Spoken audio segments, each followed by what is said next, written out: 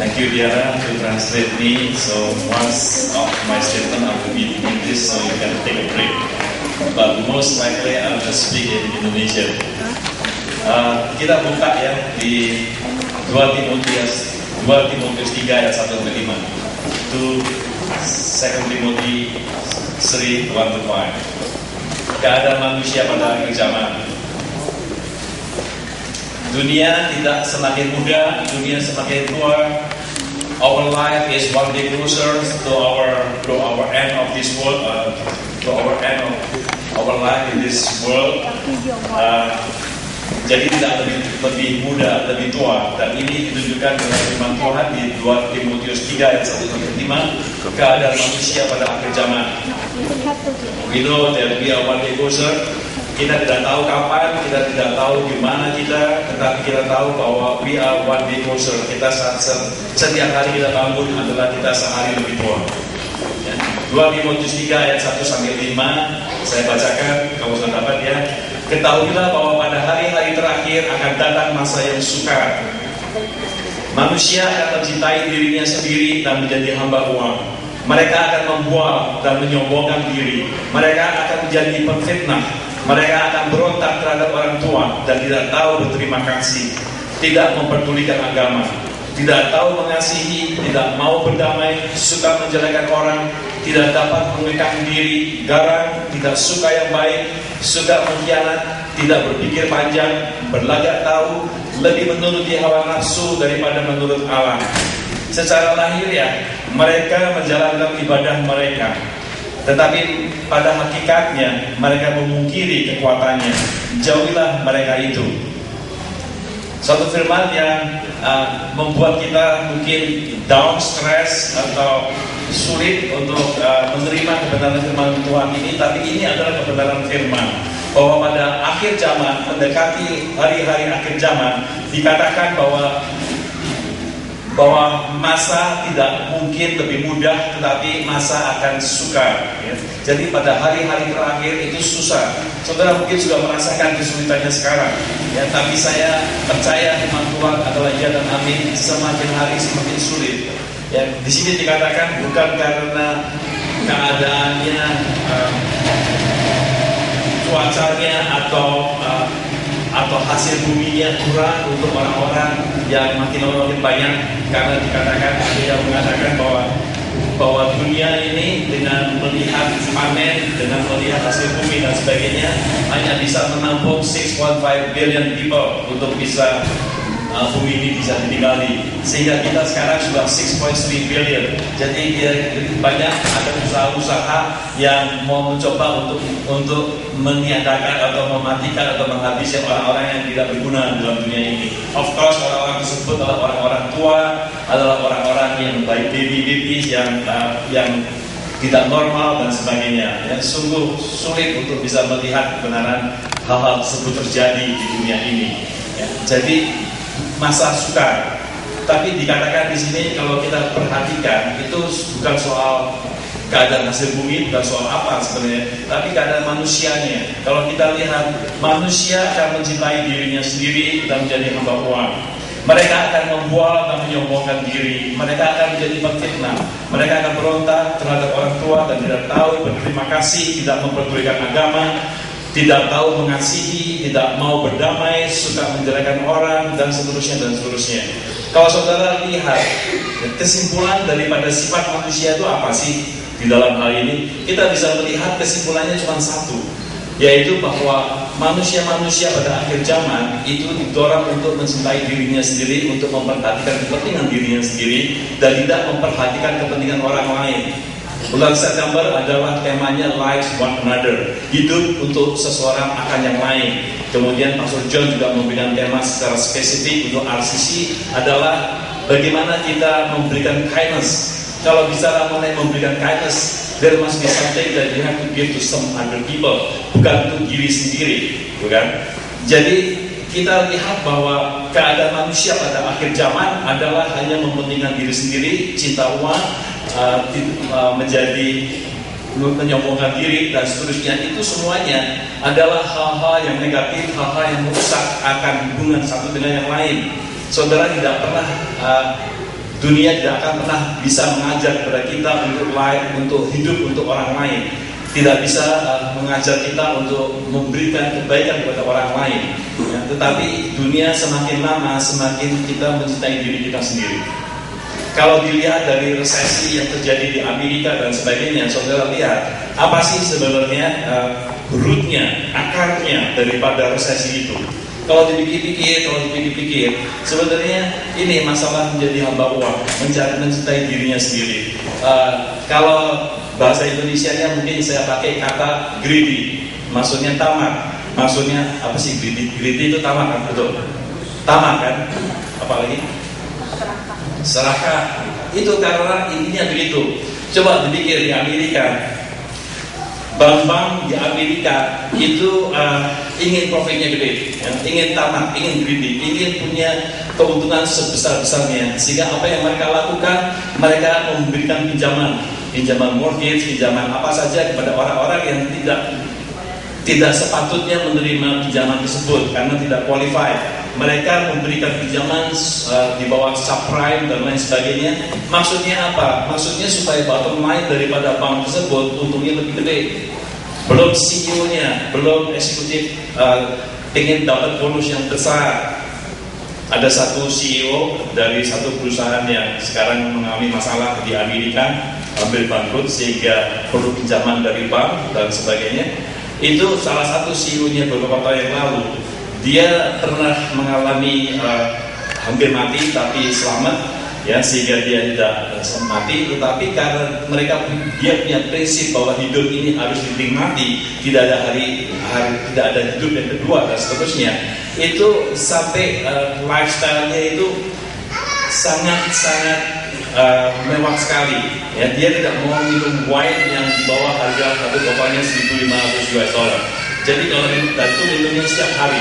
Saudara bisa bayangkan orang-orang yang hidupnya semacam ini itu harus ditunjang dengan income yang besar kan. Jadi kita lihat CEO-nya juga sudah greedy, tapi bank CEO-nya greedy. Kemudian perusahaan-perusahaan pun juga maunya bottom line-nya itu untungnya besar. Kemudian setelah bottom line-nya besar, apa yang mereka lakukan? Daripada buat pabrik di sini yang harus membayar $10 sejam minimum wages, mendingan saya kirim ke China yang saya hanya bayar 75 sen sehari atau 25 sen sehari. Jadi berapa belas jam itu. Jadi mereka semua ekspor, pabrik-pabriknya dibuat bukannya di sini lagi, tapi pabrik-pabrik produknya dibuat di China. Itu karena apa? Bottom line-nya maunya untungnya mau gede. Belum saudara dan saya juga kita harus ngaku bahwa kalau kita belanja kita pengennya harganya semurah mungkin kan. Kalau perlu biar itu perusahaan bangkrut karena jualnya di bawah cost-nya dia. Ya, kita juga termasuk sebagai part daripada siklus yang nggak karuan seperti ini. Akhirnya apa? Akhirnya Amerika kebanjiran barang dari Cina, banyak sekali barang.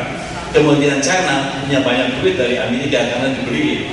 Dan akibatnya itu kan balance-nya nggak seimbang. Akhirnya apa? Akhirnya saudara tahu kalau barang itu selalu depreciate, penyusutannya ada. Dan makin lama Amerika makin sulit sehingga dia tidak bisa mempertahankan lagi. Kemudian China juga melihat bahwa barangnya nggak terjual lagi. Akhirnya apa? Duitnya dipakai buat beliin semua perusahaan-perusahaan yang di Amerika. Jadi kalau kita beli barang yang katanya made in USA atau apapun juga, kita pikir itu perusahaan-perusahaan Amerika, sebenarnya itu perusahaan duitnya juga sama juga.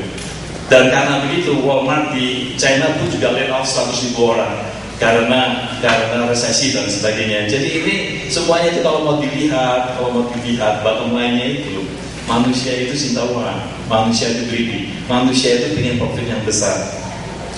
Kalau kita lihat intinya semacam itu, apa yang kita bisa tarik ya? Kalau kita lihat manusia mencintai dirinya, manusia membual dan menyombongkan diri, manusia menjadi pemfitnah. Yang difitnah pasti orang, binatang nggak mungkin difitnah sama manusia. Mereka akan berontak terhadap orang tua dan tidak tahu berterima kasih. Basically segala sesuatu ini kan sebenarnya merusak relationship, merusak one another. Jadi bottom line daripada keadaan manusia pada akhir zaman adalah bahwa manusia tidak mempunyai mentalitas the other itu lebih penting. Tidak punya mentalitas bahwa kita harus membagi hidup kita kepada orang lain. That is the problem. Dan RCC mau mencoba untuk melawan arus dari dunia yang semacam ini. Bukan hanya RCC, anak-anak Tuhan itu diajarkan dengan suatu prinsip yang lain yang tidak sama dengan prinsip dunia. Anak-anak Tuhan diajarkan untuk bisa mengasihi seorang akan yang lain. Anak-anak Tuhan diajarkan untuk memberikan kebaikan bagi orang lain dan sebagainya. Kenapa? Kenapa kita harus memberikan kebaikan kepada orang lain? Kalau saudara lihat ayat favorit saya, Yeremia 1 ayat 5 dikatakan, Tuhan mengatakan, sebelum aku membentuk engkau dalam rahim ibumu, aku sudah mengenal engkau. Tuhan bilang, sebelum aku membentuk engkau di dalam rahim ibumu, aku sudah mengenal engkau. Sebelum engkau keluar dari kandungan ibumu, aku telah menguduskan engkau dan aku telah menetapkan engkau. Saya pernah saudara pikir, ini ayat sebelum aku dibentuk oleh Tuhan di dalam kandungan ibu saya, Tuhan itu sudah kenal saya. Apanya yang Tuhan kenal dari saya belum ada kok. Belum punya earth day, belum punya day one di dalam bumi ini kok Tuhan sudah tahu. Apanya sih yang Tuhan sudah kenal di dalam hidup kita? Apanya? Kita belum ada kok, Tuhan sudah kenal, sudah mengetahui.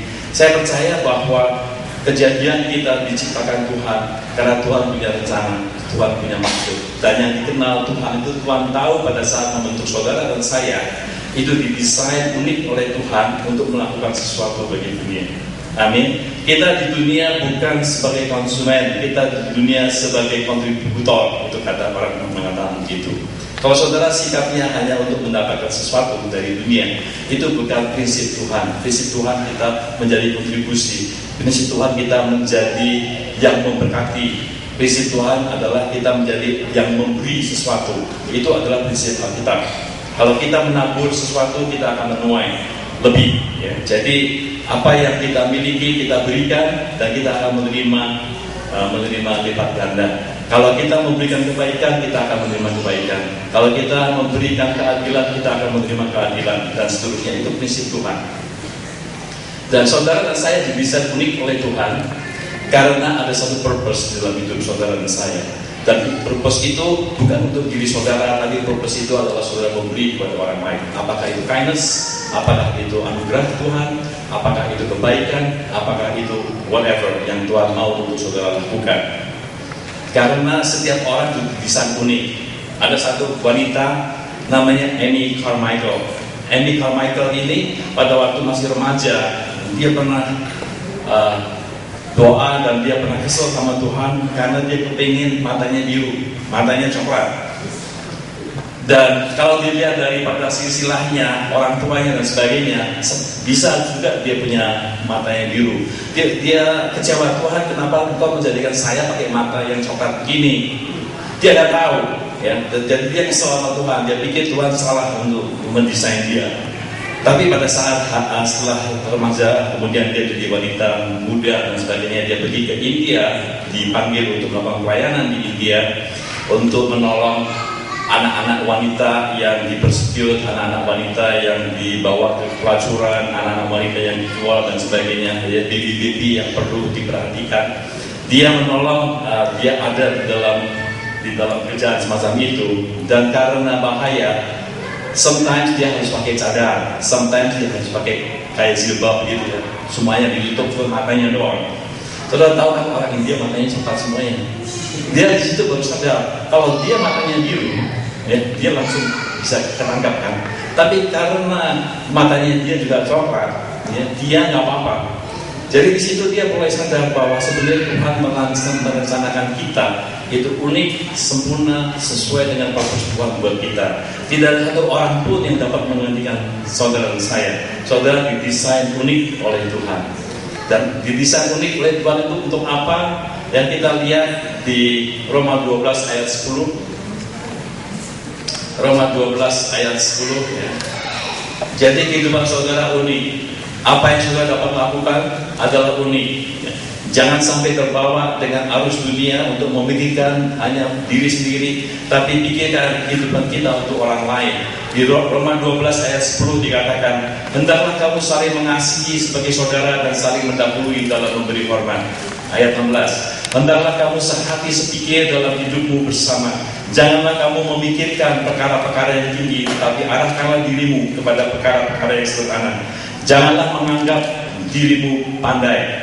Saya baca lagi di Galatia 5 ayat 13, 1 Korintus, 2 Korintus, kemudian Galatia 5 ayat 13 dikatakan, saudara-saudara, memang kamu telah dipanggil untuk merdeka, tetapi janganlah kamu mempergunakan kemerdekaan itu sebagai kesempatan untuk kehidupan dalam dosa, melainkan layanilah seorang akan yang lain oleh kasih. Efesus 4:32, Galatia, kemudian Efesus 4:32. Kalau saudara mau tahu surat-surat Rasul Petrus itu gimana sih urutannya, bukan diurutkan berdasarkan dia buat pertama kali kitab Roma, kemudian 1 Korintus, 2 Korintus. Ini diurutkan berdasarkan panjangnya surat itu. Jadi yang paling panjang itu Roma, Roma, terus 1 Korintus, 2 Korintus, terus Galatia. Galatia sama Efesus itu beda satu word katanya. Saya nggak pernah hitung. Kalau saudara mau iseng-iseng hitung boleh juga. Cuman ini bahasa Greeknya ya, bukan bahasa Indonesianya. Efesus 4 ayat 32. Tetapi hendaklah kamu ramah seorang terhadap yang lain, penuh kasih mesra dan saling mengampuni, sebagaimana Allah di dalam Kristus telah mengampuni kamu. Kalau saudara lihat, kehidupan kita adalah kehidupan untuk sesama. Kehidupan kita adalah kehidupan untuk orang lain. Kehidupan kita adalah kehidupan untuk memberkati orang lain, bukan kehidupan untuk diri sendiri. Ya, makanya di dalam 2 Timothy tadi dikatakan setelah dijabarkan mengenai karakteristik daripada orang-orang di akhir zaman yang menyombongkan diri, yang suka memfitnah dan sebagainya, itu dikatakan jauhilah mereka. Artinya apa? Jangan sama dengan mereka. Ya, jangan sama dengan prinsip mereka, tapi pakailah prinsip-prinsip yang dikatakan dalam Roma, dalam Galatia, dan dalam Efesus, bahwa kita perlu kind to one another, kita perlu mengasihi sesama dan sebagainya.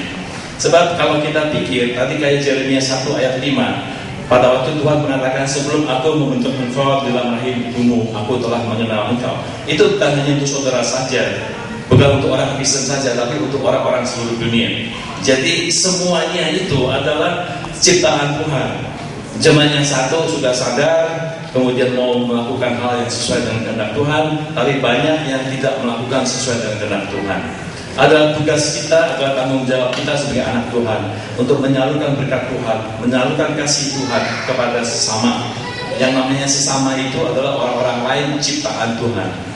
Dan kalau saudara percaya dengan kitab Kejadian, kalau saudara percaya bahwa orang pertama adalah Adam dan Hawa, kita semuanya adalah ciptaan Tuhan. Kita semuanya turun dari jin yang sama, ya. Jadi ada dari Adam dan Hawa, sama. Jadi one another itu sama, bukannya orang lain, tapi one another itu sama. Dan yang namanya keluarga sama dalam arti ciptaan Tuhan.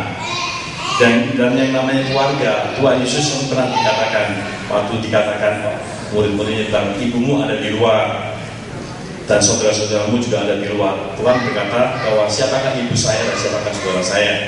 Jadi Tuhan mengatakan bahwa ibu dan saudara saya adalah mereka yang melakukan kehendak Tuhan, yang melakukan firman Tuhan. Itu adalah keluarga, tapi one another, orang lain adalah semua orang-orang di dunia, karena kita semuanya adalah ciptaan Tuhan. Amin. Kemudian ada satu cerita, pernah ke Petrusu kan ada untanya melahirkan satu bibi unta. Kemudian baby unta ini setelah bisa jalan, dia tanya sama mamanya, kenapa sih kaki kita terbelah, kuku yang berbelah 3 gitu? Lalu mamanya bilang, ya karena kalau kamu jalan di padang pasir itu kan sulit untuk jalan, tapi dengan kaki yang semacam itu, kaki kamu nggak terbenam di dalam padang pasir. Lalu baby unta, oh begitu, ini bisu di Metrosu gitu untuk. Kemudian baby untanya juga nanya, kenapa saya punya eyelash, itu apa? Oh nah ya, itu yang sudah di anak-anak, sudah anak wanita, gadis sudah di. Jadi ini nih ya, apa namanya? Ini. Ya, itu kalau saudara parkir onta itu punya itu.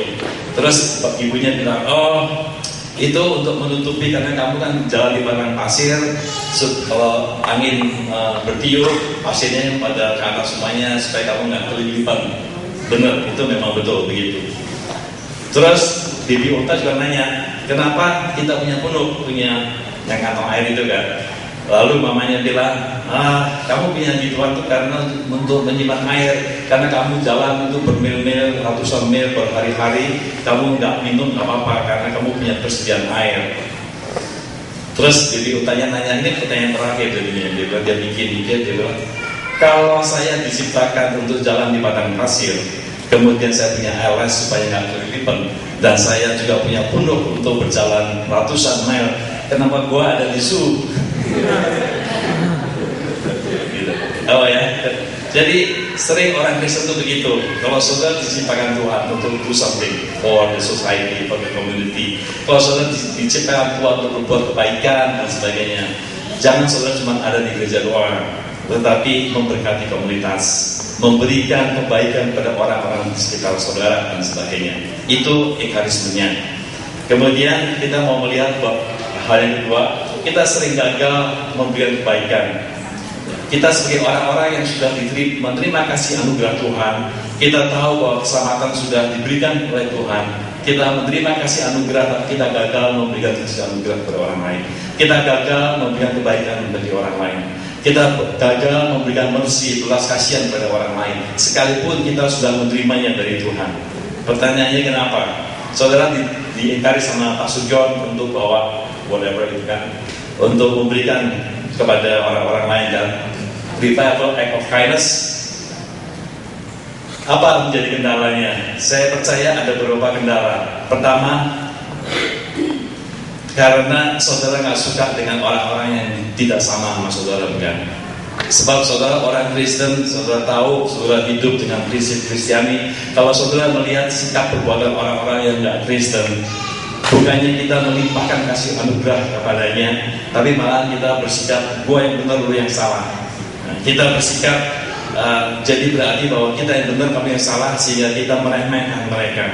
Itu sekalipun saudara nggak ngomong begitu, tetapi dengan tindakan saudara, dengan perkataan saudara, dengan sikap saudara, mereka sense bahwa lu yang benar, gue yang salah. Jadi oleh karena itu menjadi susah untuk saudara bisa memberikan kebaikan bagi mereka.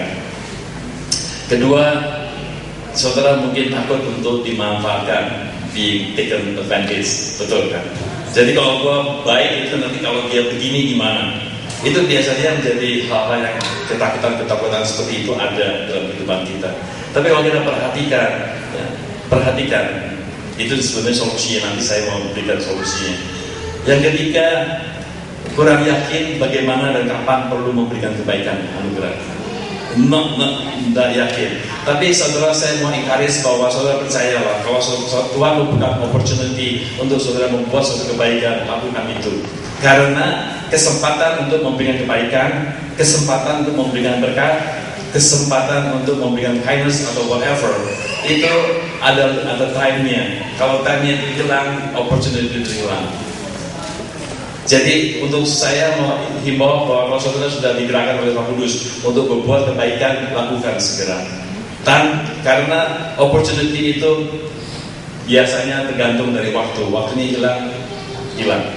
Berarti bahwa Tuhan akan memakai orang lain untuk bisa melakukan sesuatu yang Tuhan mau, untuk Tuhan mau melakukan, untuk menolong seseorang. Saya ingat, ini gara-gara Facebook, saya ada di Facebook. Bagi yang belum masuk Facebook, saya dorong masuk Facebook, tapi jangan ikut mafia war.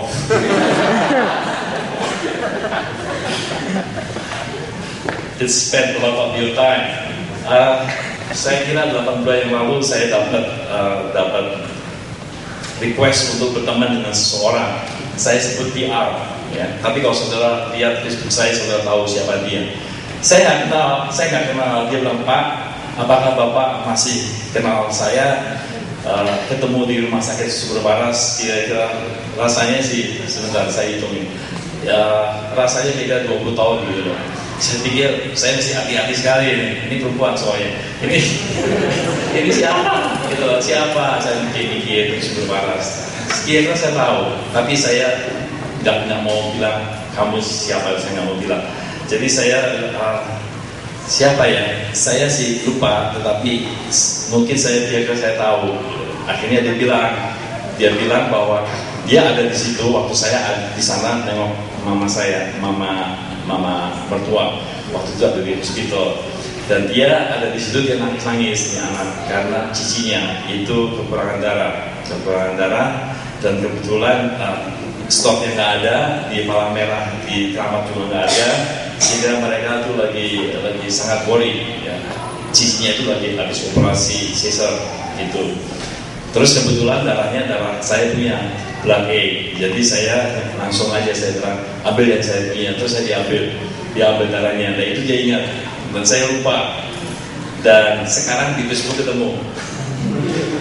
Praise God, Facebook bisa mempertemukan teman-teman kita yang lama. Jadi dia bilang, dia appreciate, dia terima kasih dan sebagainya. Dan ternyata dia kelihatannya ikut Katolik karismatik, karena saya baca, saya lihat itunya semuanya puji Tuhan juga. Gitu. Jadi saya kira dia Katolik karismatik. Itu adalah suatu opportunity yang Tuhan berikan, apakah kita mau respons atau tidak. Di dalam kehidupan saudara saya, karena saudara sudah menjadi terang, menjadi garam, ya, pasti Tuhan akan membuka opportunity demi opportunity dalam hidup saudara. It is whether you want to respond or not, it is really depend on you. Kalau saudara membuat respons, itu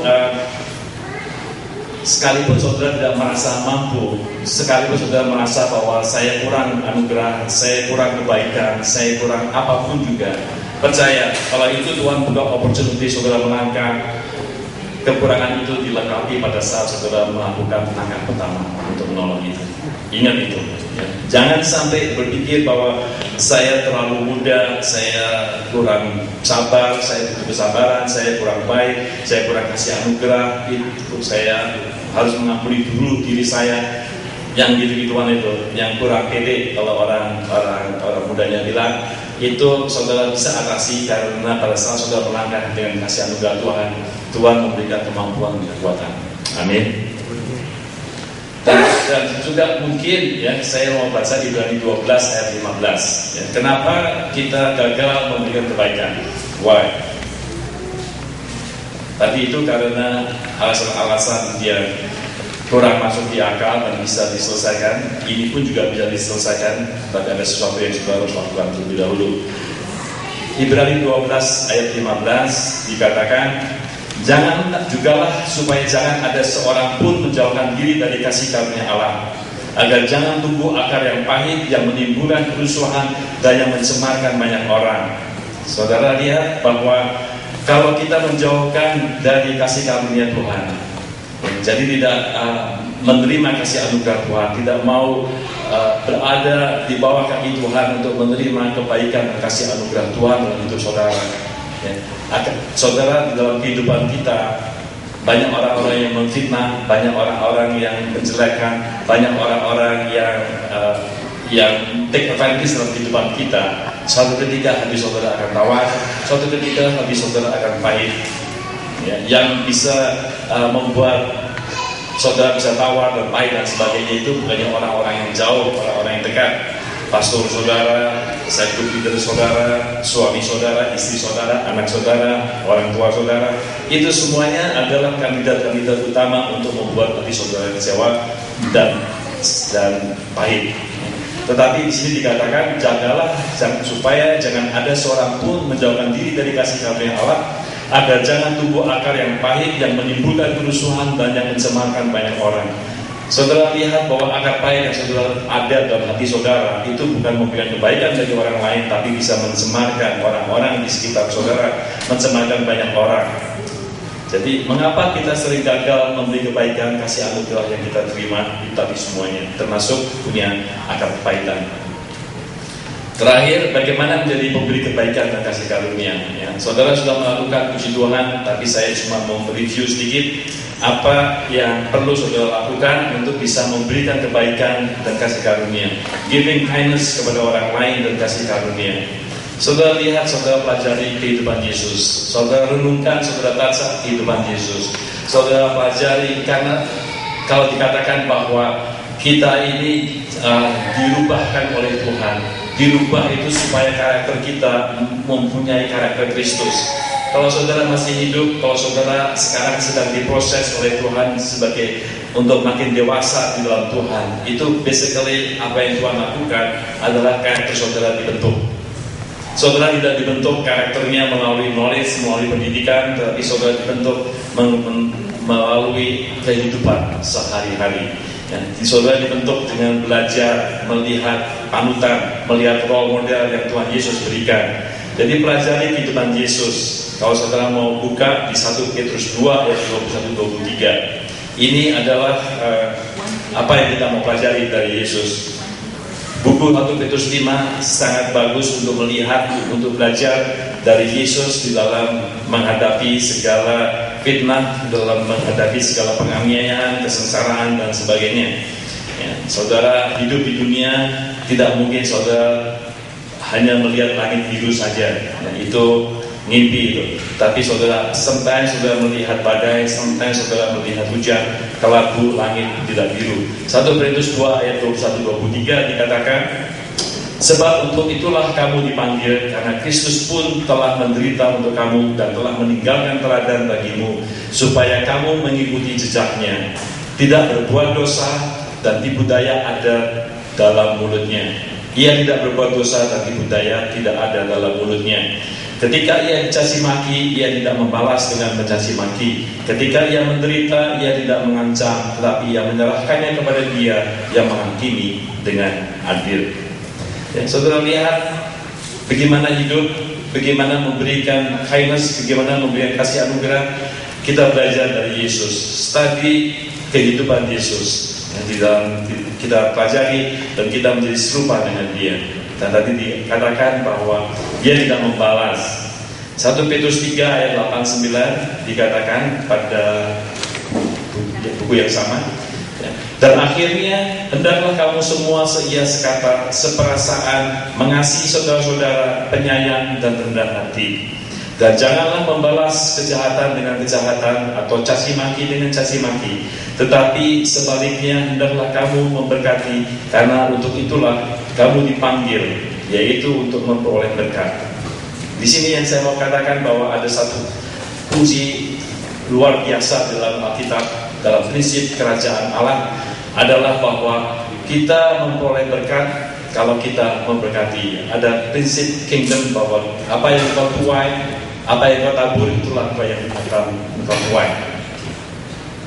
Terakhir, saya mau katakan, mungkin saudara sudah melakukan, ya. Mungkin saudara pikir bahwa setelah saudara melakukan, saudara kehabisan bensin, saudara tidak punya kebaikan, saudara tidak punya kasih, saudara tidak mempunyai kekuatan lagi untuk menolong orang.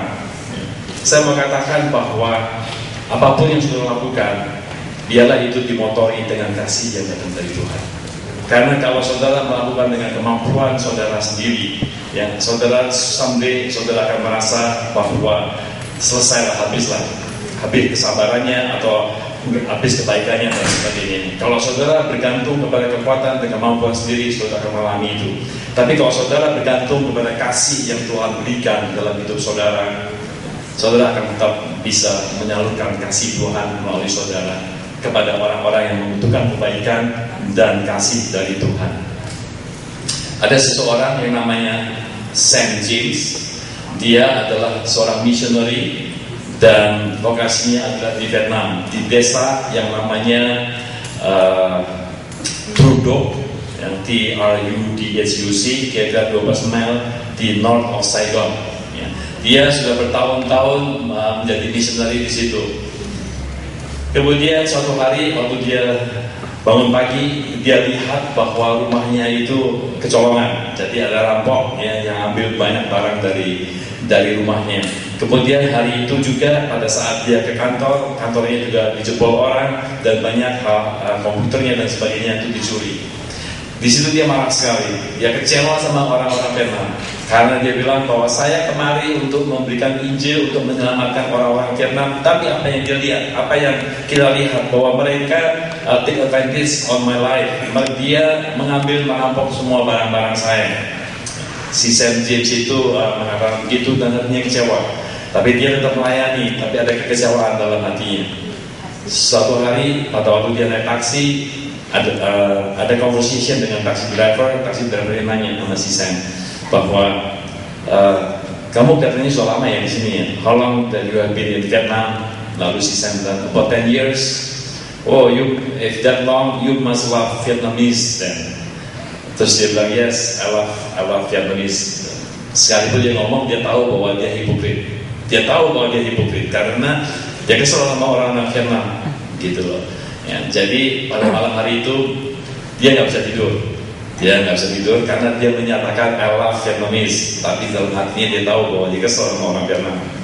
Dia nggak bisa tidur, akhirnya dia berdoa. Dia nggak ngerti apa yang harus saya lakukan, gitu. Ya, jadi dia berdoa, dia mencurahkan semua unek-uneknya sama Tuhan. Akhirnya Tuhan bilang sama dia bilang, Sam, kamu ada di Vietnam bukan karena kamu mengasihi orang Vietnam. You don't love them.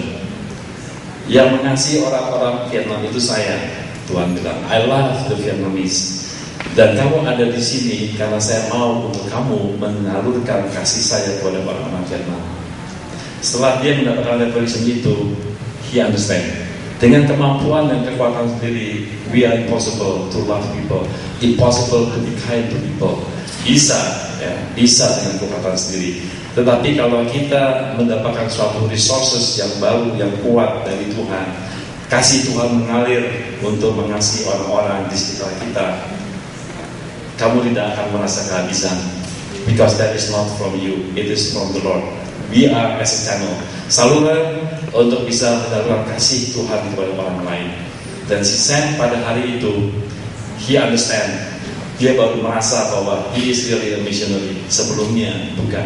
Karena dia dengan kemampuan dan kekuatan sendiri, he tried to be kind, he tried to evangelize, he tried to outreach, he tried to love. But actually, once he knew that it is not him that loved the Vietnamese, but it is because the Lord loved the Vietnamese, and the Lord want him, through him, to convey his love to the Vietnamese, then he is in Vietnam.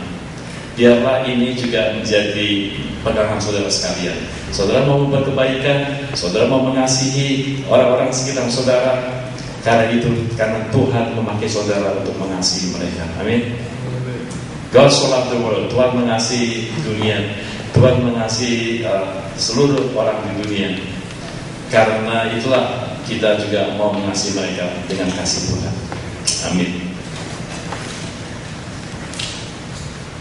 Selesai hari ini kita berdiri ya, kita mau meresponi firman Tuhan, kemudian kita akan tutup kebaktian hari ini dengan benediction.